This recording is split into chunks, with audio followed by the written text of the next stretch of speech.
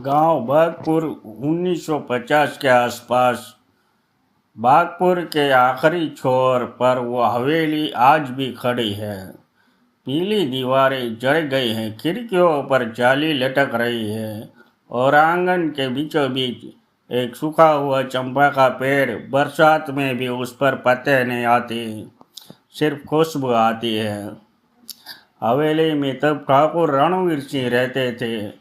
उम्र 27, पढ़े लिखे पर बहुत शांत, शहर से वकालत करके लौटे थे, पर गांव छोड़कर नहीं गए। गांव की एक लौती स्कूल टीचर मीरा थी, 24 साल की, साफ सुथरी, सूती साड़ी, हाथ में हमेशा किताबें। वो रोज शाम 5 बजे स्कूल बंद करके हवेली वाले कच्चे रास्ते से घर जाती थी।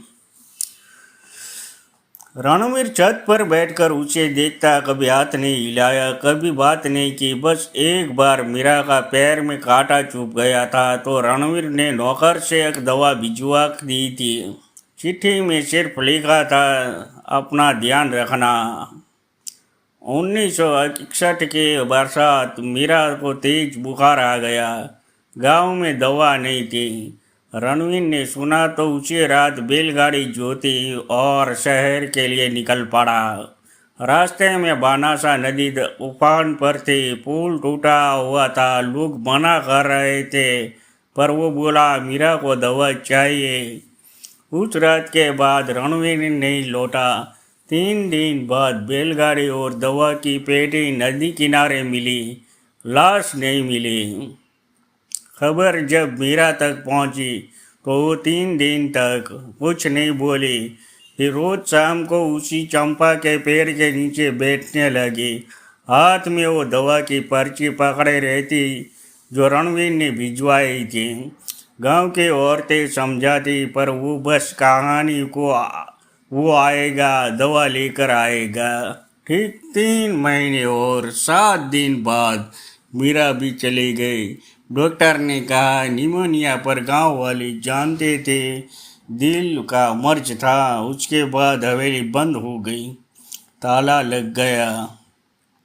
1978 में बिजली आई और तो उस इलाके में खंभे लगे। लाइनमैन रात को काम कर रहा था। उसने देखा हवेली की छत पर एक आदमी खड़ा है, सफ़ेद कुर्ता, हाथ में एक कागज की पुड़िया और नीचे चंपा के पेड़ के तले एक औरत बैठी है, सफ़ेद साड़ी, गोद में किताबें।